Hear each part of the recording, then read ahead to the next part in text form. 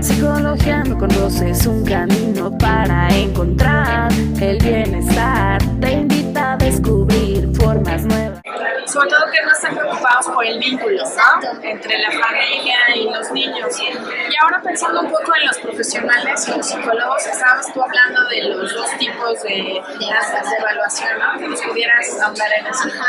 Típicamente se emplean dos modelos de evaluación psicopedagógica, uno que se le llama psicométrico o tradicional, que principalmente está centrado en la evaluación objetiva, que desde la psicología se llama evaluación objetiva, que son el uso de estrategias estandarizadas y normalizadas para la población mexicana, esperemos, ¿no? Y no para otras poblaciones, pero lo que hacen es encontrar como este punto en el que se encuentra el individuo contra la norma, es decir, contra la mayoría y contra los otros, y decir en qué punto está el niño en particular, la persona que se está evaluando. Lo que hace la evaluación tradicional principalmente es como lo que comúnmente llamamos como los diagnósticos. Esta mirada de la normalidad y anormalidad está principalmente enfocada en la parte psicométrica tradicional. Y la otra mirada, que es mucho más actualizada, tiene que ver con la evaluación contextualizada, que tiene que ver más con lo relacional y con lo contextual. Es decir, ven al individuo en su contexto y las relaciones que se establecen. Entonces sí utiliza estrategias normalizadas y estandarizadas, porque eso da validez y confiabilidad a la evaluación. Es decir, nos aseguramos que estamos evaluando lo que queremos y que nos está dando información realmente útil. En ambas posturas se busca la confiabilidad y la validez, pero a diferencia de la psicométrica o tradicional, la contextualizada lo que hace es entender qué es lo que ocurre en el contexto que genera ese tipo de relaciones y por lo tanto la respuesta que está teniendo el individuo. Entonces ve al individuo con sus relaciones y la estructura del contexto. Entonces lo que hace la evaluación contextualizada es evaluar al individuo y a las relaciones que establece. Entonces ve al niño, a sus compañeros, a la relación del niño con sus compañeros, a la relación del niño con el profesor y con el grupo, al grupo en general, a la escuela con las políticas, las creencias, como el perfil también de la escuela, como la misión, la visión de la institución. Y ver cómo se traduce eso con las prácticas que van teniendo en lo cotidiano y ver el impacto que eso tiene en el desempeño del niño. Y puedes aplicar también estas pruebas psicométricas para hacer ese contraste, ¿no? Como para ver el inter del niño, pero también es muy importante el contexto. En ambos casos, como decía al principio, una vez que tienes como toda esta información, te tienes que dar un tiempo como profesional para integrar la información, analizarla, contrastarla, hacer una conclusión y entonces hacer una serie de sugerencias. Y por ejemplo, yo pienso en la formación de todos los diversos tipos de psicólogos que hay, y si estuvieran interesados, porque a lo mejor ahorita estamos hablando de manera muy general de esas dos posturas, ¿no? Pero si hubiera la necesidad de que a alguien le interesara alguna asesoría como profesional, tú se la pudieras otorgar, porque además pues es importante mencionar la experiencia que tiene Rosa María y me acompaña al formar a psicólogos en esta área, ¿no? Y entonces yo creo que eso es muy importante, porque a veces nosotros cualquier psicólogo puede tomar un libro o chutarse psicología educativa de la McGraw-Hill y de repente pues muchas cosas no se comprenden, ¿no? Porque tiene que ver con la metodología, y creo que lo que tú estabas hablando ahorita es como muy metodológico, que a mí me brincó, como por ejemplo en qué momento puedo utilizar un enfoque de evaluación y en qué momento utilizo el otro, por ejemplo. La decisión para en qué momento utilizo cuál tiene que ver con dos razones principales. Una, ¿cuál es el motivo de evaluación? Es decir, si me piden confirmar un diagnóstico, pues lo más correcto es hacer una tradicional, pero a través de una diversidad de estrategias que me permitan hacer este contraste, porque lo que quiero es un diagnóstico. Pero También el otro lado tiene que ver con qué se me acomoda más a mí como profesional, qué sé hacer más, cuáles como mis creencias que me llevan a relacionarme más fácil con la evaluación. Entonces, digamos, si lo óptimo es hacer una evaluación tradicional, pero odio las pruebas psicométricas y yo digo, ay, son pura charlatanería, ay, no sé utilizar ninguna, pues no te metas en eso. O sea, sé como realista de decir, eso no es lo mío, y derívalo a otro profesional. Pero si te va la evaluación interactiva contextual, ahí está. Si te va, pues utilízala, lo sabes hacer. Lo que yo te decía en algún momento es que es muy importante que como profesional de la psicología y la educación, tú tengas claridad de qué significa primero la evaluación. Si tú sabes que es una evaluación que implica este contraste de información y no una única medida, pues ya tienes una palomita para hacer una evaluación. Pero también tienes que saber sobre el desarrollo, para que tú sepas si lo que está ocurriendo en ese momento es lo esperado o no lo esperado para la edad. Porque a veces pues nos vamos con que pues es esperado pero lo están presentando y lo identificamos como una normalidad o una patología.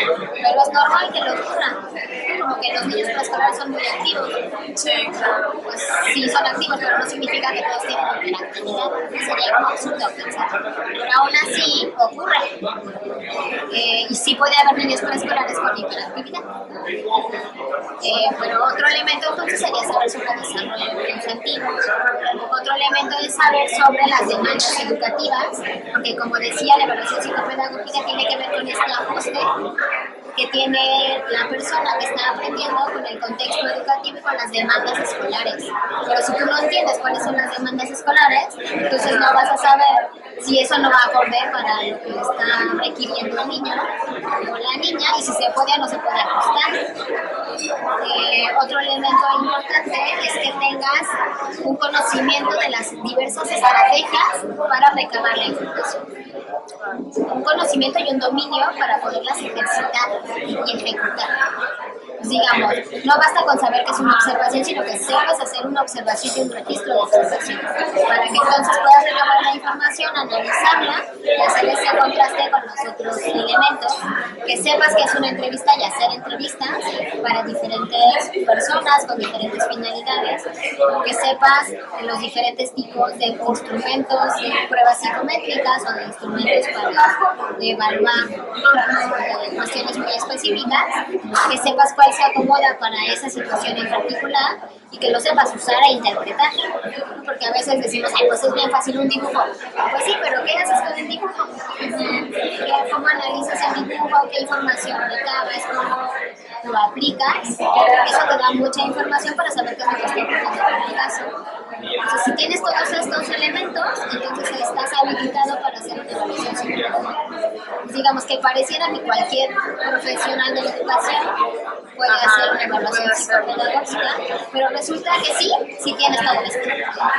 Y eso es bien importante, ¿no? Muy importante. Porque lo que estamos platicando, Rosa María y yo, es que actualmente en las instituciones no saben ni siquiera qué perfil de profesional necesitan para esa área de evaluaciones, ¿no? Y no sé tú qué nos pudieras decir al respecto de qué recomendarías a las instituciones que tomaran en cuenta para decidir, por ejemplo, qué tipo de profesional en el área psicopedagógica necesitan más su escuela. Claro, pues también depende de cuál sea la actividad para que quieran, porque digamos que el espacio de psicopedagogía puede dar atención clínica y entonces requieres un psicólogo con formación clínica y terapéutica. Para esa partecita. Pero sí también vas a dar apoyo para el aprendizaje, para el desarrollo de habilidades cognitivas, de asesoramiento docente, no sé, muchas otras cosas, pues requieres un psicólogo escolar educativo que tiene información sobre estos elementos. Pero también el área de psicopedagogía también se puede encargar como del clima laboral, de las relaciones interpersonales que hay entre el personal. O a lo mejor un psicólogo social y un perfil clínico o habilidades clínicas también te puede servir.